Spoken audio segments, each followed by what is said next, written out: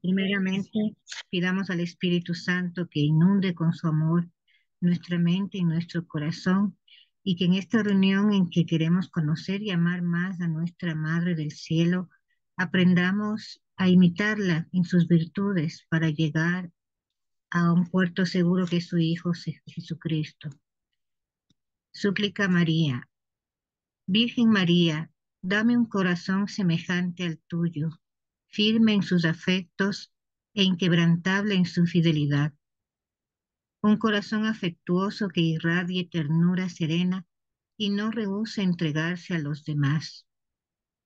Un corazón delicado capaz de poner amor en los pequeños detalles y en los humildes servicios. Un corazón abierto de par en par que se goce con el gozo de los demás y que sepa beber la copa del dolor.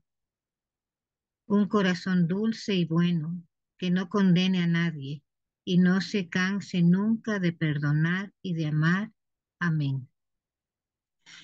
Y ahora le regalamos una rosa a nuestra madre diciéndole: Dios te salve María, llena eres de gracia, el Señor es contigo, bendita eres entre todas las mujeres y bendito es el fruto de tu vientre Jesús. Santa María, Santa Madre de María, Dios, Madre de Dios, ruega por ruega por nosotros nosotros pecadores, pecadores, ahora y en la ahora y hora en la de hora de nuestra nuestra muerte. muerte. Amén. Amén. En el nombre del Padre, del Hijo y del Espíritu Santo. Amén. Amén. Muchas gracias. Tome. Gracias, Jimena. Y bueno, somos todos tuyos, Rogelio. Te escuchamos. Pues muy buenas noches con todas y con todos. No sé si se me escucha bien. Perfecto. Sí se escucha. Perfectísimo. Excelente. Bueno, pues ante todo desearles unas muy felices Pascuas de Resurrección. Espero que hayan pasado esa vigilia pascual o ese domingo de Pascua pues de mil maravillas y deseándoles también que este mes de mayo pues eh, las gracias que necesitemos vivir en este momento, pues la podamos alcanzar de la Santísima Virgen María y de nuestro Señor. Es un mes hermoso, ¿no? Es un mes que nos llama la atención por la posibilidad que tenemos para conversar de manera especial con la Santísima, perdón, con la Santísima Virgen María, ¿no?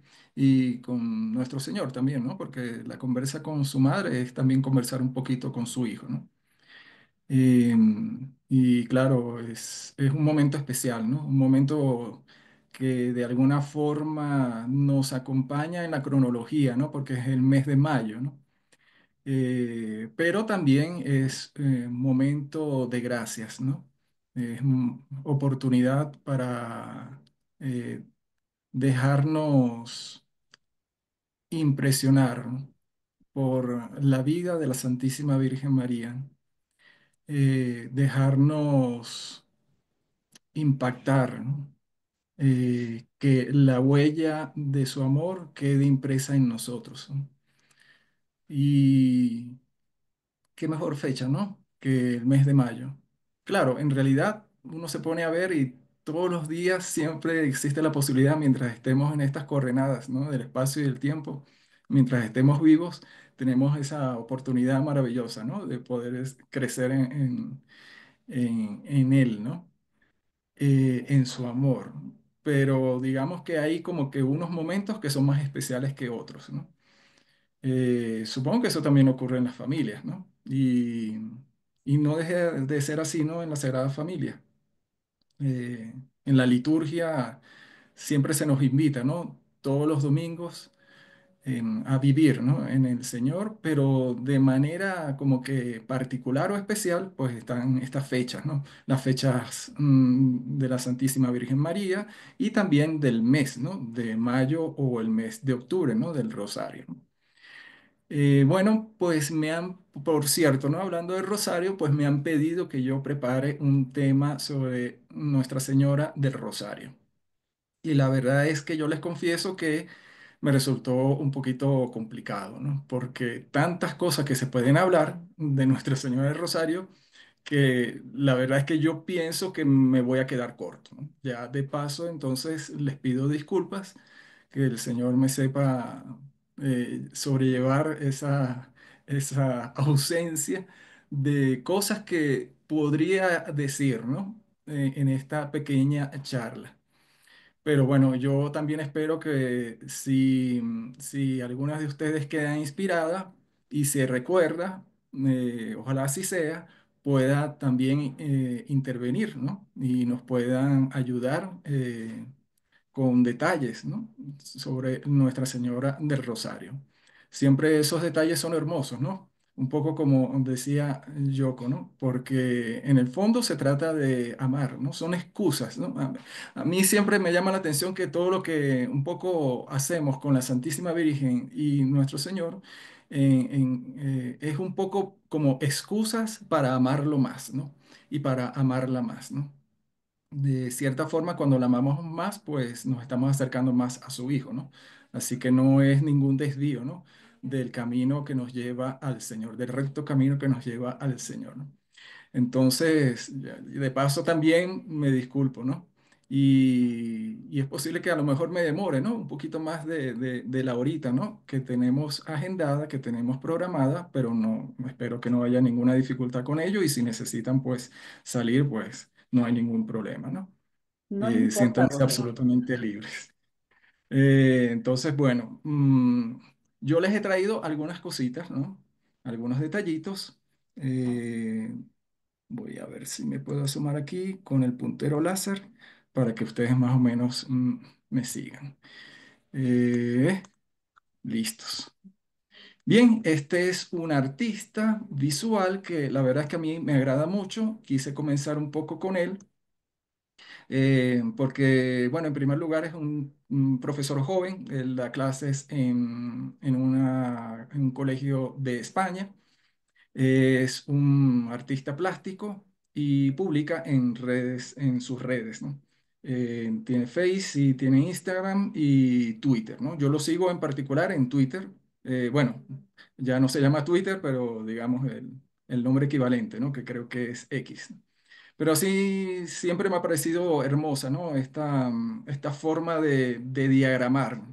Él hace como un cuadro, así como ustedes lo estaban viendo, diariamente, ¿no? En base al Evangelio. Y yo escogí la correspondiente a la fiesta de Nuestra Señora del Rosario, que por supuesto se lee el Evangelio según San Lucas. Y bueno, siempre me parece hermoso, ¿no? Cuando se alaba de maneras diferentes y siempre creativas al Señor y a la Santísima Virgen María, ¿no? Y esta en particular, pues es de mi agrado, ¿no? Yo se los quería presentar. Él se hace llamar Juan Jef, lo pueden seguir en Instagram y lo pueden seguir también en Twitter. Juan Jef, así tal cual como aparece su firma aquí en el costado de esta imagen. Y bueno, pues me pidieron esta misión imposible, le tuve que pedir ayuda a San José para un poco concretar, ¿no? Saber exactamente qué era lo que yo les podía presentar, que fuese de utilidad, que fuese de inspiración, de ayuda para nosotros, ¿no? De nuevo material para poder amar más a Nuestra Señora y a nuestro Señor. Entonces, bueno, comencemos tal vez primero por destacar el papel del rosario, ¿no? Del Santo Rosario. Si uno revisa el catecismo de la Iglesia Católica, uno se consigue con la oración del rosario solamente descrita en un numeral. Eso me llamó la atención, ¿no? Es el numeral que yo les estoy mostrando acá, ¿no? El 971, ¿no? Me refiero al catecismo de la Iglesia Católica, digamos, oficial completo, ¿no? No el compendio, ¿no? Sin embargo, a pesar de que solamente es mencionado una vez, lo que dice de último me parece que es genial en el sentido de que lo resume bastante bien, ¿no? El rosario en sí mismo, el Santo Rosario, es como una síntesis, como un compacto de todo el Evangelio, ¿no? Uno a lo largo de esos 20 misterios, uno va recorriendo verdaderamente la vida de Nuestra Señora y nuestro Señor, ¿no?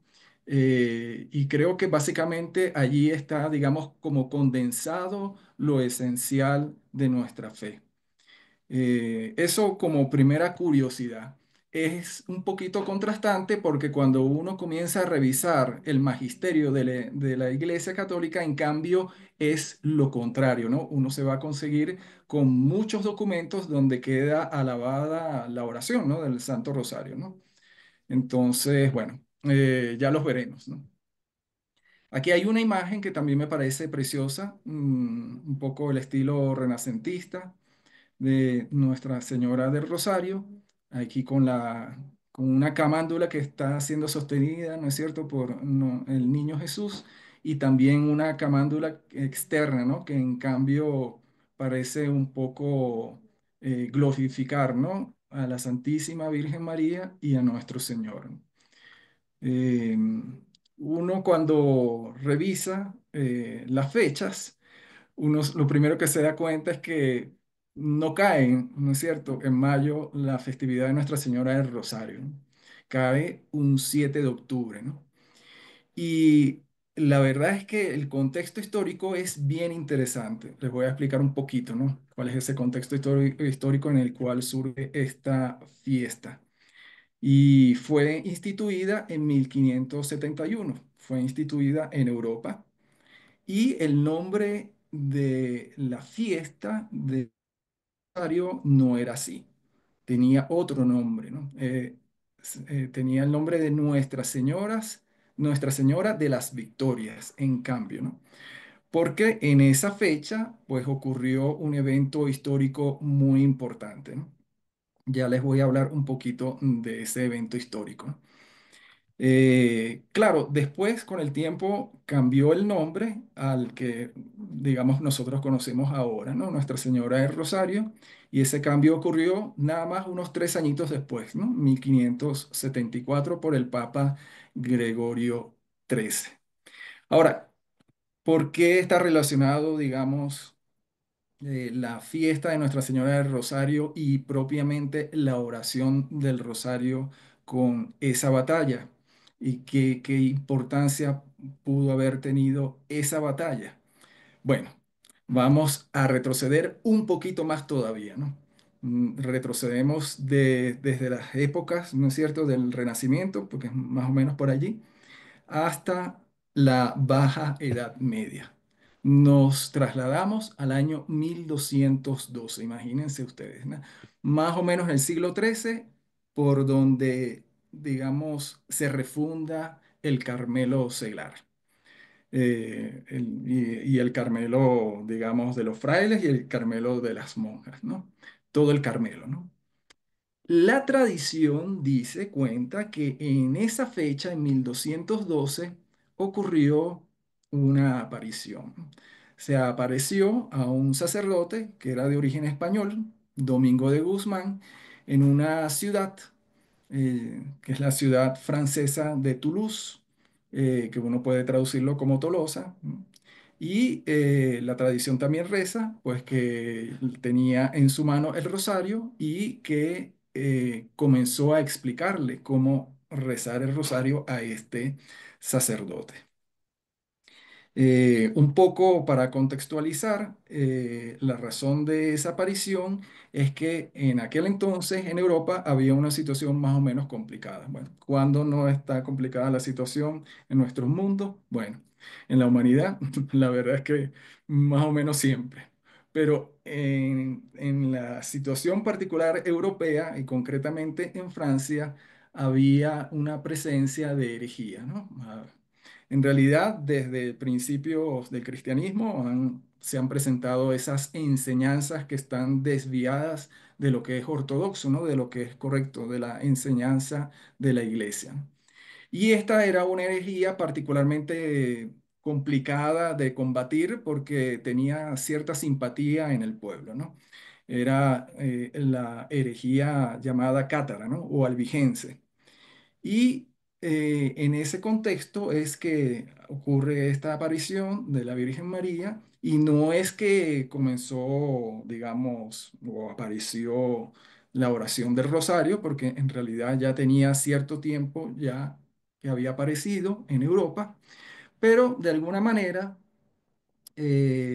lo hizo en el contexto de una dificultad, ¿no?, que se estaba presentando justo por esta herejía, ¿no? El caballero Santo Domingo de Guzmán, como eventualmente se le llamará, se le conocerá, pues le estaba pidiendo, ¿no?, una forma de enfrentar esa situación tan complicada dentro de la iglesia. Y esa fue la respuesta de la Santísima Virgen María, ¿no? Rezar el rosario, ¿no? Hacer que fuera conocido la oración del rosario, ¿no?, que se propagara esa devoción por todo el pueblo cristiano. Y de hecho, eventualmente esa herejía llegó a su fin, ¿no?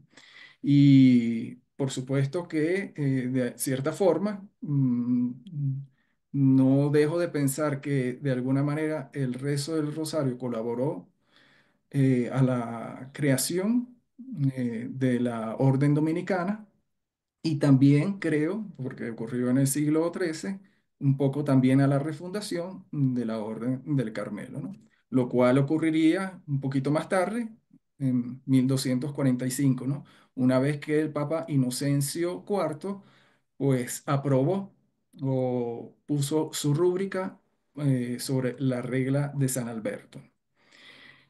Ahora nos vamos a mover un poquito más allá, ya regresamos al Renacimiento, y es cierto que lentamente se fue propagando la devoción del rosario.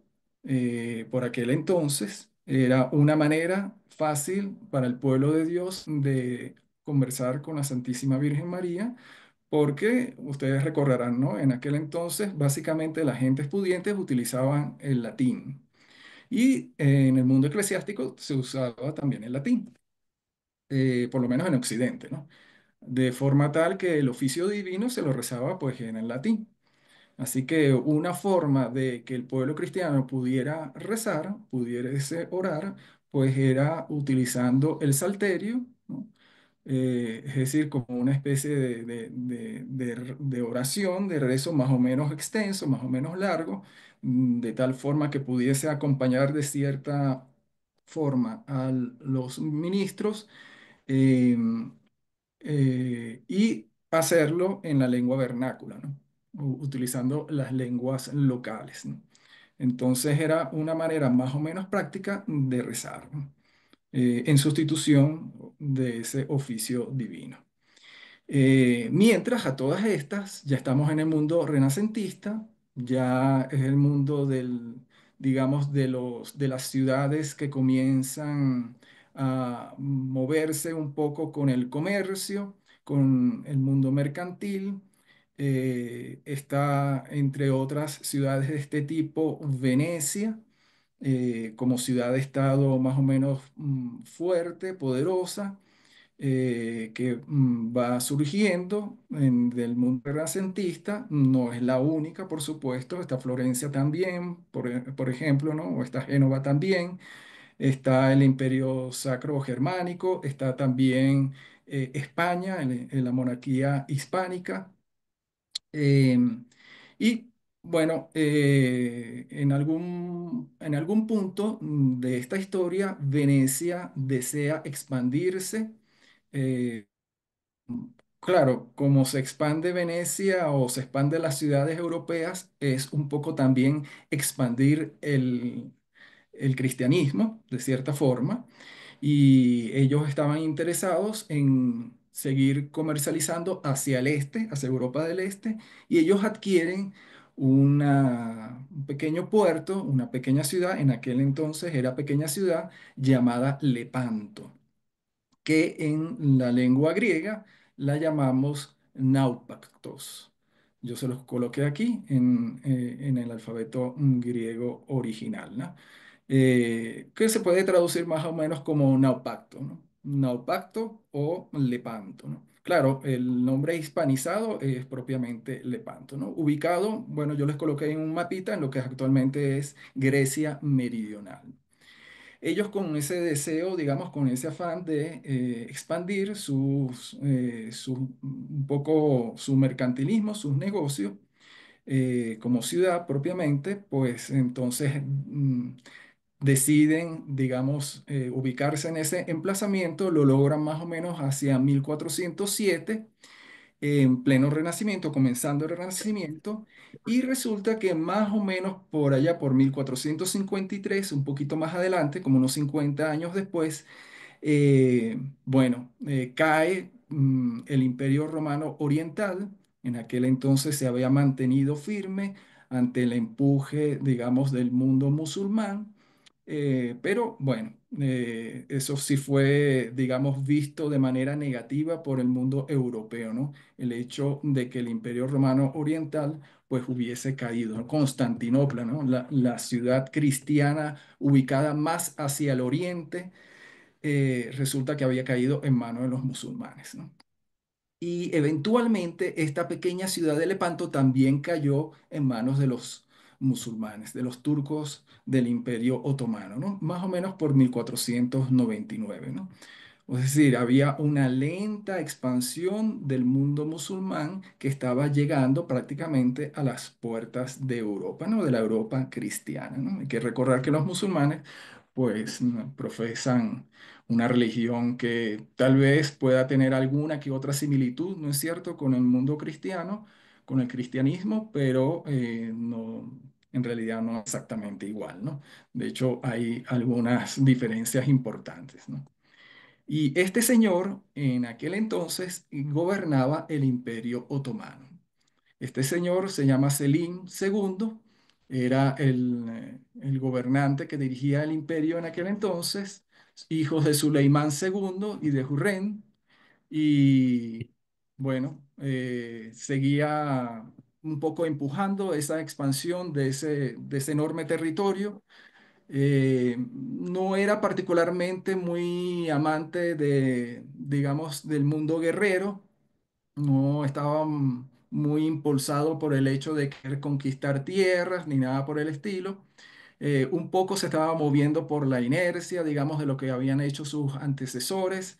Lo cierto del caso es que este gobernante le gustaba un poquito el tema de la arquitectura, le gustaba un poco más el tema de las músicas, de las poesías, de las artes, ¿no?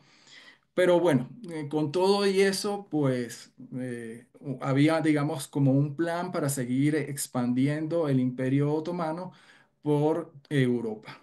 Así que digamos, a él al final terminó su gobierno un poco cosechando algunas victorias y otros fracasos que en realidad los convirtió en pactos políticos, ¿no? Con sobre todo europeos, ¿no? Ya se encontraban a las puertas de Europa prácticamente ese imperio otomano. Aquí ustedes pueden ver como un mapita de lo que es el mar Mediterráneo, un poquito más hacia el norte Grecia, Hungría, Rumania y por aquí hacia el oeste un poco lo que es actualmente Turquía, ¿no? Y hacia el sur también estaban avanzando estos señores otomanos, ¿no? Lo que es Egipto, todo lo que es Siria y los antiguos estados cruzados, todo eso ya había caído en manos de los musulmanes y los emplazamientos del Túnez hacia el sur de España y también por acá por Trípoli, lo que es actualmente Libia y Túnez, todo eso también lo habían conquistado los musulmanes. Bueno, no solamente era una, propiamente hablando, una competencia comercial y militar con Europa, sino que en el fondo también se trataba de una verdadera amenaza para la navegación en el mar Mediterráneo, ¿no? Es decir, para el mundo europeo, ¿no? ¿Por qué? Porque básicamente ellos lo que hacían era un poco saquear, ¿no? Trataban de perturbar, digamos, el comercio en Occidente, ¿no? De forma entonces que le hacía la vida imposible a algunos poblados cercanos a Europa y sobre todo los ubicados en las islas, ¿no? Estoy hablando, por ejemplo, de Creta y estoy hablando, por ejemplo, de Chipre, ¿no? Que son los emplazamientos que se encuentran más hacia el sur en ese momento en Europa. Y ellos ya venían de haber combatido o haber luchado con 3 guerras, ¿no? Es decir, ya estaban ubicados más o menos, o ya estamos ubicados más o menos como en la Cuarta Guerra. Imagínense ustedes, ¿no? Yo estoy haciendo una descripción de la situación, ¿no? En aquel entonces histórica, ¿no? Pero ya ustedes van a ver a dónde yo me dirijo, ¿no? Me dirijo a una situación como que de cruce eventualmente de esas dos civilizaciones, como una especie de choque de civilización, que lo podríamos llamar así. Eh, bueno, quien pide ayuda, eventualmente les cuento, para enfrentar el Imperio Otomano o esa expansión del Imperio Otomano, es esta república que yo les había comentado, esta como ciudad-estado de Venecia, ¿no? ¿Por qué? Por su ubicación. Estaba ubicada casi que en el borde de esas conquistas de ese Imperio Otomano, ¿no? Y bueno, con esa situación de expansión que estaban observando ellos, pues de verdad que se preocupaban, ¿no? Se preocupaban y al final lo que hicieron fue básicamente pedir ayuda. Pidieron ayuda a todas las potencias europeas de aquel entonces, pidieron ayuda a Francia, pidieron ayuda al Imperio Romano Germánico, pidieron ayuda a Polonia, pidieron ayuda a España. Y adivinen ustedes, ¿no? Cuando uno pide ayuda, pues a veces uno no recibe la correspondiente de los amigos o de los familiares, como ocurre. Y así ocurrió. Todos pusieron sus peros, no podían o tal vez se habían puesto ya de acuerdo. De hecho, algunos se habían puesto de acuerdo comercialmente y económicamente con este imperio otomano. Y bueno, al fin y al cabo, pues el no fue bastante rotundo, ¿no? O sea, no iban a ir en ayuda de los venecianos y lo que podría haber pasado es que eventualmente hubiesen sido conquistados como ciudad y hubiesen entrado básicamente a Europa el Imperio Otomano. Con una sola excepción. Quien sí respondió fue el Vaticano. Es decir, en aquel entonces llamado Estados Pontificios, ellos dijeron sí. Es decir, el Papa dijo que sí, para ser, digamos, concisos. Y ese Papa es San Pío V, el Papa Dominico. La fiesta se la celebramos hace poquitos días, no sé si lo vieron en el calendario, 30 de abril. Y este Papa lo que hizo fue básicamente poner de acuerdo a todos esos, digamos, esos diferentes intereses, esas diferentes naciones que confluían en Europa. Los hizo sentar a la mesa, por llamarlo de alguna manera, y los hizo ponerse de acuerdo. Es decir, fungió, digamos, como, como líder de una alianza de naciones cristianas en aquel entonces, ¿no? Lo llamó a esa alianza de países, la llamó, decidió llamarla Liga Santa, o se ha quedado con ese nombre de Liga Santa en el mundo historiográfico.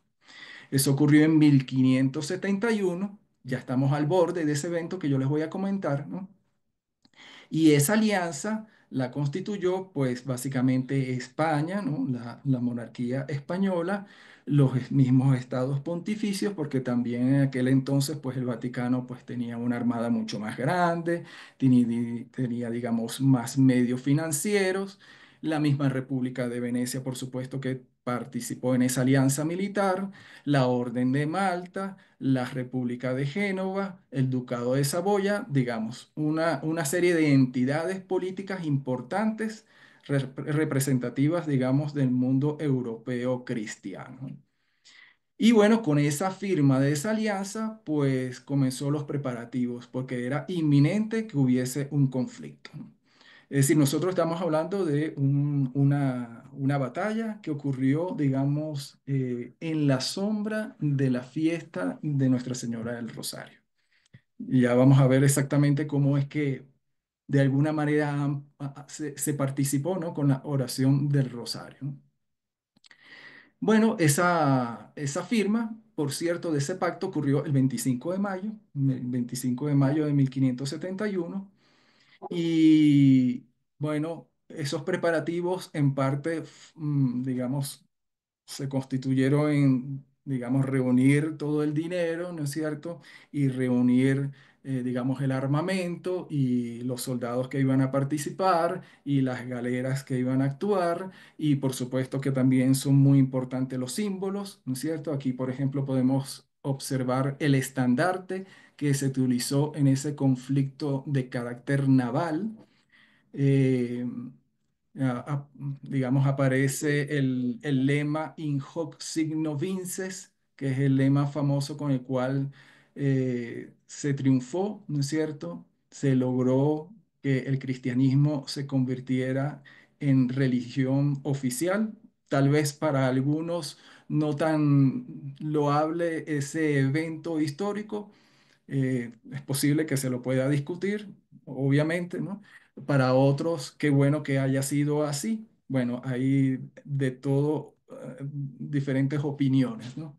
Eh, Tal vez lo más importante aquí, tal vez no es propiamente el lema, sino que la imagen, ¿no es cierto?, de nuestro Señor crucificado y de la Santísima Virgen María y la inscripción que también aparecía en ese estandarte, que se lo puede traducir como María socorre a los miserables, ¿no? María succurre miseris, ¿no? Este estandarte fue el que se utilizó en ese conflicto, en esa batalla de Lepanto, ¿no? Que es la llamada batalla de Lepanto, ¿no? Y esto que estamos observando, pues son las banderas que se utilizaron. En realidad son reproducciones de las banderas, no son las originales, ¿no? Están todavía expuestas en la Catedral de Toledo. Esta es una foto que yo rescaté de una exposición breve que se la hizo el 2 de febrero del año 2022, ¿no? Eh, Algunas banderas se encuentran propiamente en la Catedral de Toledo y otras se encuentran expuestas en el Museo de la Santa Cruz de Toledo, ¿no? Aquí hay otras imágenes. Eh, Esas reproducciones de esas banderas fueron entregadas eventualmente un poquito después de haber ocurrido ese evento militar. eh, y, y bueno, también hay que comentarles que no sé si ustedes lo sabían, en esa famosa batalla de Lepanto participó Miguel de Cervantes Saavedra. Es decir, quien escribió Don Quijote de la Mancha, ¿no? Y de hecho hay una pequeña estatua que todavía se la conserva en esa ciudad de Lepanto, ¿no? En esta ciudad griega de Naupactos. Em, Aquí hay otros detalles de esas banderas, son reproducciones, ¿no es cierto?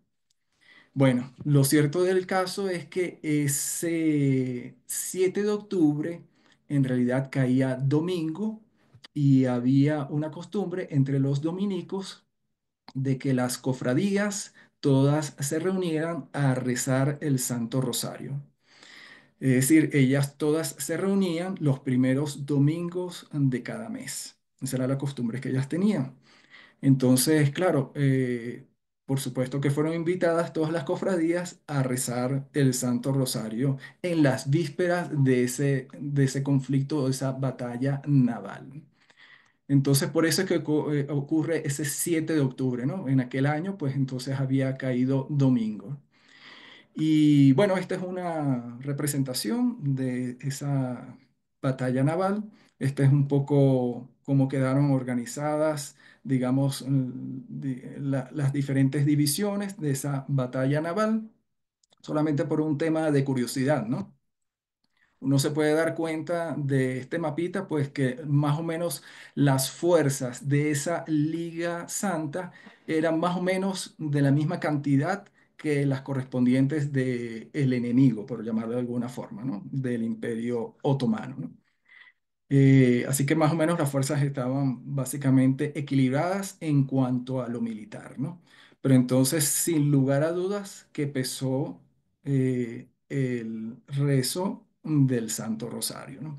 No solamente que las cofradías estaban rezando el rosario ya desde hacía varios meses, sino que además el mismo Papa, San Pío V, pues había invitado al pueblo cristiano a que los acompañara a rezar el rosario desde por lo menos unos 6 meses antes de que se presentara esta batalla, ¿no? Entonces, por allí pesó tal vez entonces un poquito más el rosario, ¿no? Digo que pesó porque eventualmente, como ustedes se imaginarán, pues resultó ser un triunfo espectacular para el mundo cristiano de aquel entonces, ¿no? Una potencia, una superpotencia, por llamarlo o por utilizar un término contemporáneo, una superpotencia de aquel entonces, de aquella época, de lo que representaba el Imperio Otomano, pues logró ser vencida. De alguna manera se logró su avance sobre la Europa cristiana, ¿no? Este es el monumento que yo les estaba comentando para Miguel de Cervantes. En aquel conflicto, por supuesto, él era bastante joven, contaba 24 años y perdió la movilidad del brazo izquierdo, no pudo utilizarlo más y él cuenta, ¿no? Que le quedó muy impresionado, ¿no? De haber participado en esa batalla. Él comenta, él escribe que no se había visto antes ni que se vería tampoco después semejante conflicto o que había participado en semejante conflicto. Así de impresionante, pues, la participación en el combate. Aquí están detalles, digamos, de la placa conmemorativa de ese monumento a Miguel de Cervantes, ¿no? Y bueno, hablemos también un poquito de ese Papa San Pío V que yo les comentaba, es dominicano, dominico.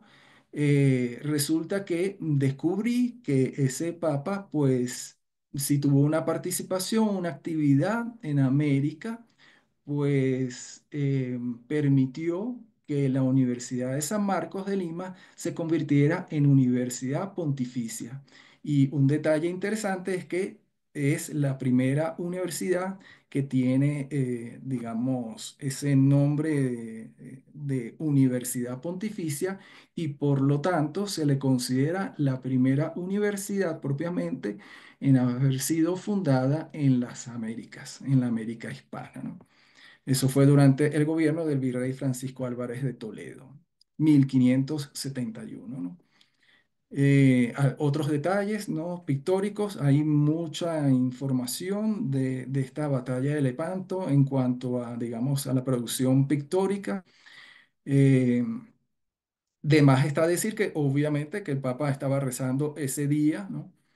Por supuesto que en aquel entonces pues no teníamos los medios de comunicación del que ahora gozamos, así que no hubo ningún mensaje de texto, no hubo imágenes, ¿no es cierto? No hubo videos, o sea, más bien se tardó un par de semanas de lo que yo pude leer de las crónicas históricas, tardó en llegar la información del triunfo impactante que se logró en esa batalla naval de Lepanto, ¿no? Lo que sí es curioso es que de la misma historiografía, lo que se dice es que mientras el Papa, estaba rezando, pues de repente salió de su capilla y sintió la inspiración, tal vez vio algo, no lo sabemos, no dejó nada escrito. Lo cierto del caso es que ese Papa, San Pío V, dijo, lo comunicó a los que se encontraban presentes, que la Santísima Virgen María había concedido la victoria a los cristianos. Otra representación pictográfica: los que participaron en el conflicto salieron diciendo esta frase, ¿no? Que a mí también me llamó mucho la atención. Ni el valor, ni las armas, ni los caudillos, sino Nuestra Señora del Rosario nos convirtió en ganadores, ¿no? O sea, toda una aceptación de humildad, ¿no es cierto? Hemos puesto todos los medios correspondientes Lo que teníamos que hacer lo hemos hecho, hemos utilizado las armas, hemos utilizado los estandartes, hemos luchado a muerte. Hubo, por supuesto que hubo pérdidas, por supuesto, como toda batalla, como todo conflicto, pero sin duda alguna es el triunfo de la Santísima Virgen María, porque nos pusimos en manos de ella. Y hemos puesto en manos de ella, me imagino que habrán dicho, nuestro mundo, nuestra civilización, ¿no? Otra representación pictórica de ese momento. Y lo que sí llama la atención es que desde entonces, desde que ocurre esa batalla de Lepanto y desde que se propone la fiesta de Nuestra Señora de las Victorias del 1571, ese 7 de octubre, pues hubo la adopción que ya para ese entonces era más o menos lenta en Europa, pues lo que sí se observa es que se acelera esa adopción del rosario como oración preferida del pueblo cristiano, ¿no? Y de hecho yo conseguí algunos detalles interesantes porque descubrí que los rosarios públicos ya se los rezaba en 1690 en España, por ejemplo, ¿no? Y de esa tradición pues viene el hecho de que nosotros aquí en América pues recemos el rosario, ¿no? Fíjense que hasta en Sevilla se había logrado hasta más de 150 cortejos, imagínense. Es decir, 150 grupos que diariamente hacían las estaciones o los misterios del rosario, ¿no? Qué interesante, ¿no? Y salían, también me llamó la atención, como lo hacemos acá, un poquito también a la aurora, ¿no? Salían de madrugada o a la aurora, ¿no? Al principio eran masculinos, esto también me llamó mucho la atención, ¿no? Pero ya la primera parte del siglo XVIII comenzaron a aparecer los primeros rosarios rezados por las mujeres, ¿no? Que lo hacían sobre todo en las fiestas dominicales y en las fiestas de la Virgen María en las tardes. No solamente hay un impacto en España, digamos, en el sur de Europa, con respecto al rezo del Rosario, sino también en el mundo anglosajón. Me conseguí un poema de Gilbert Keith Chesterton, que es un crítico y poeta inglés, muy conocido en el mundo anglosajón. em, Él le dedica un poema a este evento, a esta batalla de Lepanto, cuya traducción yo he colocado aquí solamente un pedacito porque es verdaderamente extensísimo ese poema. Yo los invito que si tienen curiosidad, pues a revisar un momentico porque se lo puede conseguir fácilmente en inglés, ¿no? Bueno, algunos han hecho las traducciones. La que más me llamó la atención es la traducción de Borges, que es la que yo estoy mostrando acá. Es decir, también tuvo un impacto en el mundo anglosajón, sobre todo católico, ¿no? Ustedes saben que el mundo anglosajón está más o menos dividido entre los católicos y la reforma protestante, ¿no? Em, Siguieron, sí, otras, desde el punto de vista teológico, otras victorias. La de 1683, por ejemplo, donde también hay mediación de la Santísima Virgen María en el avance de ese mundo otomano. También en 1687, con motivo de una epidemia. Luego entonces Nuestra Señora de la Salud se celebra el 21 de noviembre, un poco también coincidiendo con la festividad de la presentación de la Virgen María en el templo. Ustedes tal vez recordarán también, un poco más cercano en nuestra época, las apariciones de Lourdes, donde la Virgen María pide, solicita explícitamente, ¿no es cierto?, rezar el rosario desde su primera aparición hasta la última. Yo la verdad es que recordaba solamente la primera aparición del 11 de febrero, pero de repente me doy cuenta que el 16 de julio ha sido la última aparición. Y por supuesto que el 16 de julio es una fiesta importante para nosotros los carmelitas. Obviamente, Fátima no puede pasar desapercibida, ¿no es cierto? Ella se hace llamar a sí misma Nuestra Señora del Rosario en las apariciones que van desde 1916 hasta 1929. Y por supuesto que aquí yo me cansaría, ¿no? ¿No es cierto?, de mencionar un montón de otras apariciones donde también, digamos, está este mensaje recurrente de la insistencia en la necesidad de rezar el rosario, ¿no? Eh, y bueno, yo sé que todos ustedes saben, ¿no es cierto?, cómo rezar el rosario. Yo, por supuesto que no me voy a atrever a hacer una revisión de cómo se lo rezaría, pero esa pregunta es un poquito ambigua, ¿no? Porque yo, por ejemplo, cuando era más joven, no me interesaba tanto el aprender cómo se rezaba propiamente en cuanto a las oraciones, ¿no? O en cuanto al uso de la camándula, ¿no? Más bien mi preocupación cuando era joven era de cuál era la actitud que yo tenía que tener al rezar el rosario. Esa es más bien mi preocupación, ¿no? No solamente actitud del cuerpo, ¿no? Sino la actitud interna, ¿no? La actitud del corazón, ¿no? Y bueno, yo tal vez he querido un poco recordar esas épocas juveniles mostrando lo que a mí me hubiese gustado, que me hubiesen enseñado en cuanto a la descripción de cómo se debería rezar el rosario, ¿no? No tanto en cuanto a las cuentas, sin cuánta usó el Padre Nuestro, o el Gloria, o las Ave María, o los nombres de los misterios, ¿no? Porque eso tal vez uno lo puede aprender de nuestros mayores, ¿no es cierto? O quienes rezan en la iglesia, o de nuestros catequistas, o tal vez buscarlo en internet, ¿no es cierto? Es decir, eso tal vez no es muy relevante. Creo que más relevante es cuál es la actitud de nuestro cuerpo y del corazón al momento de rezarlo, ¿no? Lo digo porque sí creo que es importante que en algún momento del día uno esté más descansado y le dedique, digamos, la oración de rosario. No estoy diciendo que no pueda ser rezado en el transporte, o mientras estoy caminando hacia el trabajo o de regreso a casa, ¿no? O sea, ese tipo de sugerencias a mí me parece que son muy loables, ¿no? Pero tal vez también es importante de conservar un momento a lo largo de la jornada diaria, o tal vez de la jornada semanal, donde yo lo pueda rezar con mayor tranquilidad, ¿no?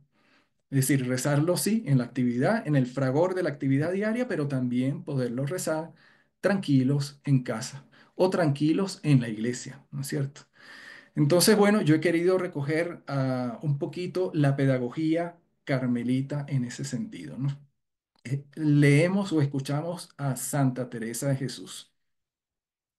Examinación de la conciencia y hacer una buena confesión y santiguarse para comenzar a rezar el rosario. Me parece hermoso, ¿no? Este como itinerario, ¿no? Como estos puntos importantes para considerar al momento de rezar el rosario, ¿no? De procurar estar solos e invocar al Señor representándolo, ¿no? Imaginándonos, ¿no? A nuestro Señor, ¿no?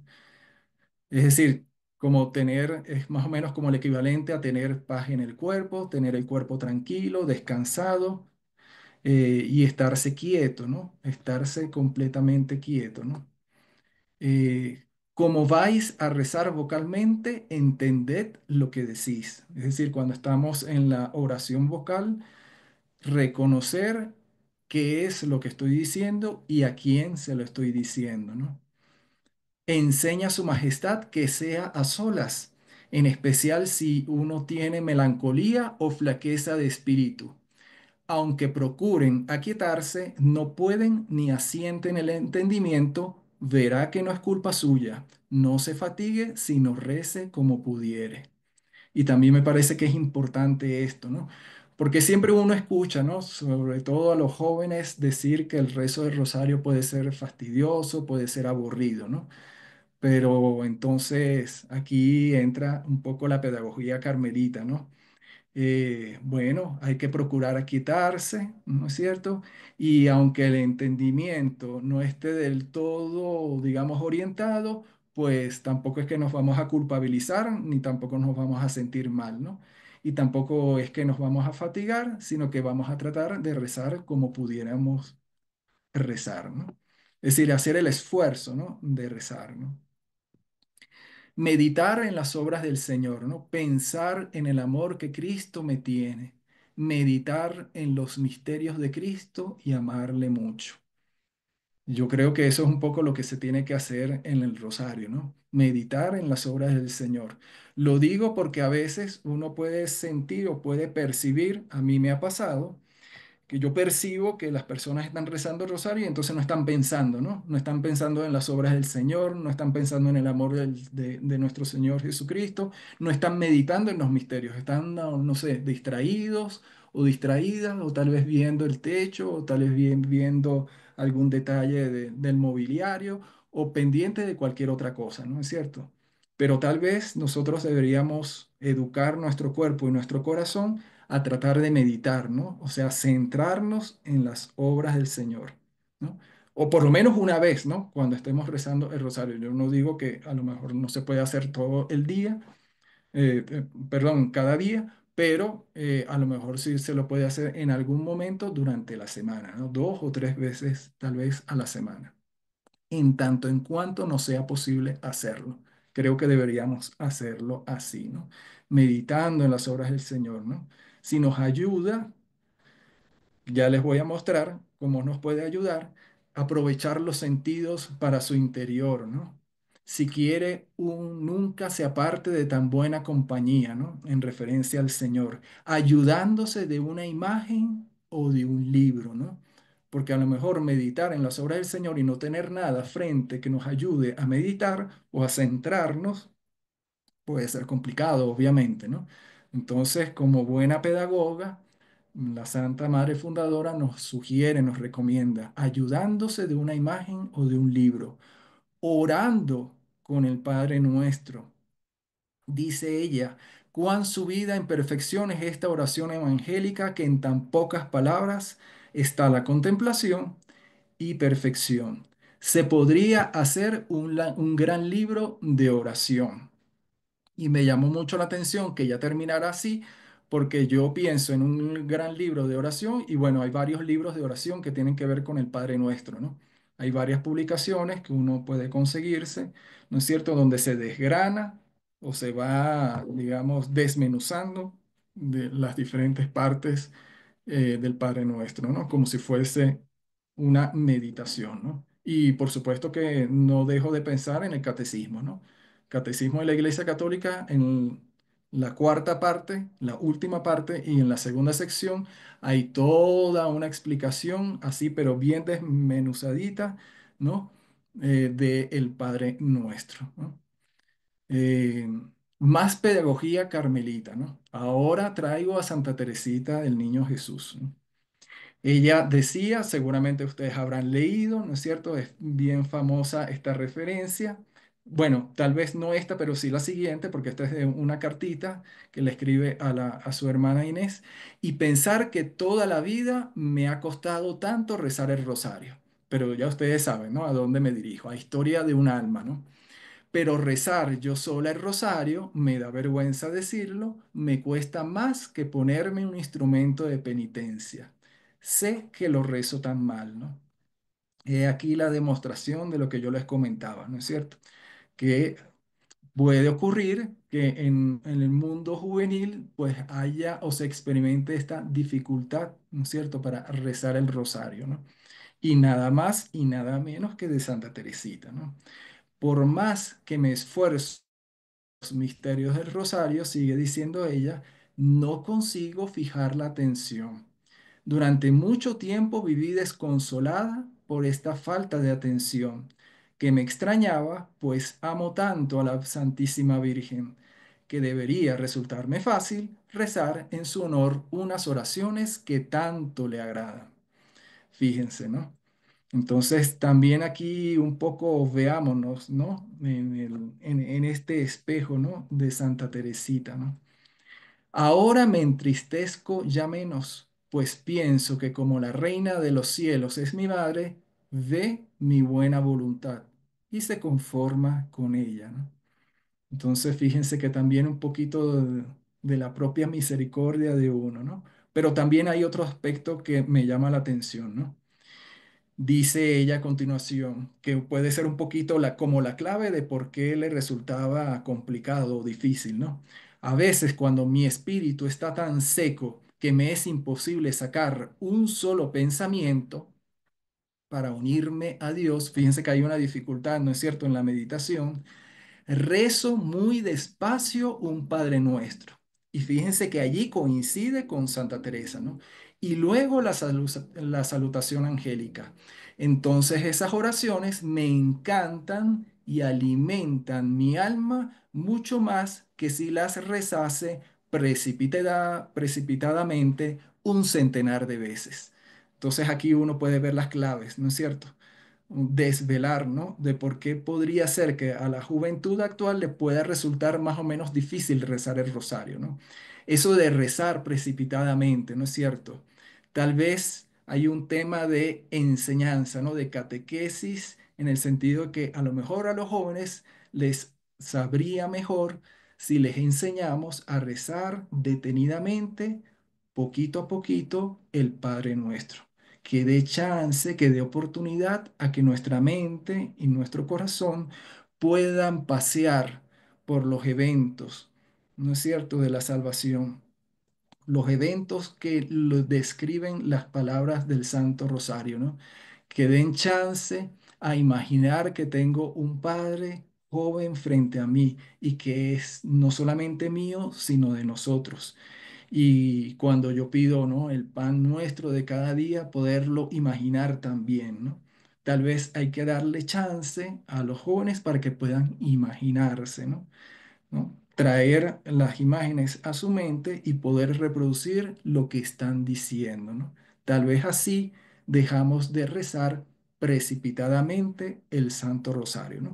Son como gotitas pedagógicas que yo he querido extraer, ¿no?, de Santa Teresa y Santa Teresita, que me parece que son como tesoros, ¿no?, que pueden ayudar a rezar mejor el Santo Rosario, porque sí creo que es importante, ¿no?, rezar el Santo Rosario así, de forma que sea eh, fruible, ¿no? Que tenga, que pueda dar frutos, ¿no? Que me ayude a elevar el corazón, ¿no es cierto? Porque se supone que al fin y al cabo eso es lo que se busca, ¿no? Encender el corazón de amor, llenarlo de amor al pensar las maravillas de la salvación del Señor que ha hecho en nosotros, ¿no? Que al fin y al cabo es lo que yo he colocado aquí en negrillas. Lo que más os despertare a amar, eso haced, ¿no? Que es la recomendación de Santa Teresa. Eh, bueno, Teresa, pues debemos recordar, ¿no? Guarda tantísimos recuerdos hermosos, ¿no?, del rezo del Santo Rosario. Ella misma lo dice, ¿no? Lo dice comenzando vida, ¿no? Con el cuidado que mi madre tenía de hacernos rezar y hacernos devotos de Nuestra Señora y de algunos santos, comenzaron a despertarme a la virtud cuando tenía 6 o 7 años de edad, ¿no? Y más adelante sigue en vida diciendo, aquí se hace devota de la Reina del Cielo para que interceda. Y además se hace ella muy devota al Santo Rosario. Una vez teniendo yo la cruz en la mano, que la traía en un rosario, me la tomó como la suya. Y también dice más adelante, estando una noche tan mala que quería excusarme de tener oración, pues adivinen, tomó el rosario y se ocupó vocalmente de rezarlo. Esta es, digamos, la tradición de la Santa Madre Iglesia, donde se cita y se le recomienda a todo el pueblo de Dios rezar el rosario. Fíjense, yo voy a rodar estas diapositivas. Son un montón de eh, textos eclesiales escritos por estos santos padres, pero particularmente San León XIII y por supuesto Juan XXIII y Pablo VI, que son tal vez los más cercanos a nosotros, ¿no?, en la cronología, y obviamente San Juan Pablo II. Yo he colocado para los últimos solamente algunos de los textos, ¿no? Solamente. Porque si yo hubiese colocado esto en diapositivas, imagínense. Por lo menos me salían, si mal no recuerdo, unas 40 40 documentos eclesiales, un listado de 40, imagínense. Y yo creo que no agoté, la verdad, en la búsqueda de todos los documentos de la Santa Madre Iglesia. Imagínense. Y también de iniciativas seglares que yo no quise descuidar. Aquí, por ejemplo, hay voy a comenzar cronológicamente, ¿no? De las que me aparecieron en primer lugar, ¿no? Esta, imagínense, venerable dominicana seglar o dominica seglar, ella creó en aquel entonces un rosario viviente, ¿no? Que consistía en un grupo de 15 personas en las que cada uno se comprometía a rezar un misterio del rosario. Y aquí hay otro listado, las peregrinaciones anuales del Rosario a Lourdes en 1908 y la Cruzada del Rosario con motivo del inicio de la Segunda Guerra Mundial. Esa fue una iniciativa, yo no lo sabía, que había nacido en Bélgica. El Apostolado del Rosario en Familia, que esto es una iniciativa gringa. En el 67 se crearon los equipos del Rosario, también llevados por un dominico francés. Bueno, ustedes entenderán, ¿no? Como es Santo Domingo de Guzmán, pues digamos hay una preferencia, digamos, por el Rosario, ¿no? De parte de ellos, ¿no? Está esta fundación californiana, Come Pray the Rosary, está el Apostolado Mundial de Fátima, está el Rosario por el Mundo, está el Rosario de la Aurora, y yo creo que me estoy quedando muy atrás porque a lo mejor ustedes conocen muchas otras iniciativas que impliquen el rezo del Santo Rosario. Y me voy apurando, ¿no es cierto? Porque a lo mejor Sí, ya ya me estamos pasó. en las 9:05, Rogelio. Así es. Y voy a mostrar ahora nomás imágenes, ¿no? Verán, Basílica Menor Nuestra Señora del Rosario de Lourdes. Yo la verdad es que no sabía que tenía la categoría de Basílica Menor. Me enteré hacer esta investigación para ustedes. Nuestra Señora del Rosario en Lourdes, Francia. Esta es una de las fotitos, ¿no? Porque ustedes se imaginarán que hay cualquier cantidad de fotitos que yo me puedo conseguir en internet, ¿no? La Basílica Menor de Nuestra Señora del Rosario en Fátima, Portugal. Otras imágenes, en cambio esta inferior es panorámica. Y la Pontificia Basílica Santuario Nuestra Señora del Rosario en Pompeya, Nápoles, en Italia, imagínense. También. Por supuesto que como una imagen dominicana, pues aparece Catalina de Siena y Santo Domingo de Guzmán y al fondo pues el volcán Vesubio, ¿no?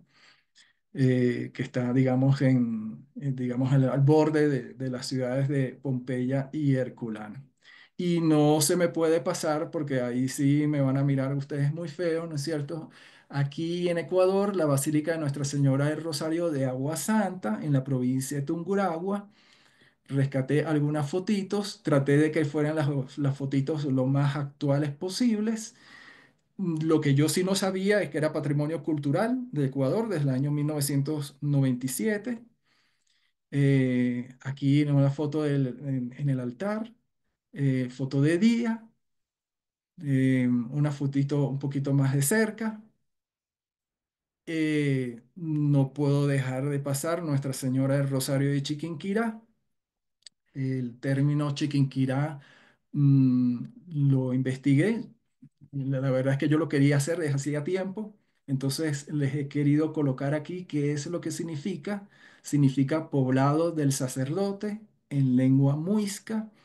Aquí tenemos la imagen del altar de la catedral, propiamente el santuario nacional de Colombia. Eh, a ella se la festeja el 9 de julio en ese municipio, el municipio que está ubicado en el departamento de Boyacá. Es patrona de Colombia desde el año 1829, ¿no es cierto? Nuestra Señora del Rosario de Chiquinquirá. Eh, y no puedo dejar tampoco de mencionar la Basílica de Nuestra Señora de Chiquinquirá, que en cambio se encuentra ubicada en la ciudad de Maracaibo, que es la capital del estado Zulia en Venezuela. En cambio, a ella se la festeja el 18 de noviembre y yo estoy absolutamente seguro, con esto yo termino esta pequeñísima presentación, yo estoy seguro que me han quedado muchas, muchas, muchas advocaciones de Nuestra Señora del Santo Rosario o Nuestra Señora del Rosario que ustedes conocerán de donde ustedes viven tal vez o de sus países, ¿no? Es decir, yo me estoy quedando aquí tremendamente corto, pero es Correcto. que no hay de otra, ¿no?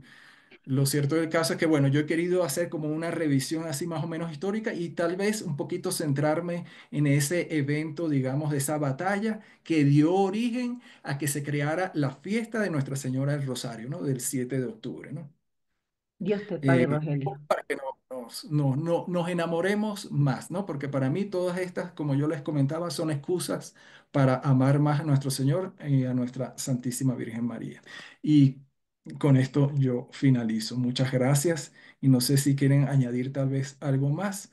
Dios te pague, Rogelio, muy amable. Como siempre, una charla muy explícita, muy sentida, Rogelio. Bueno. Em,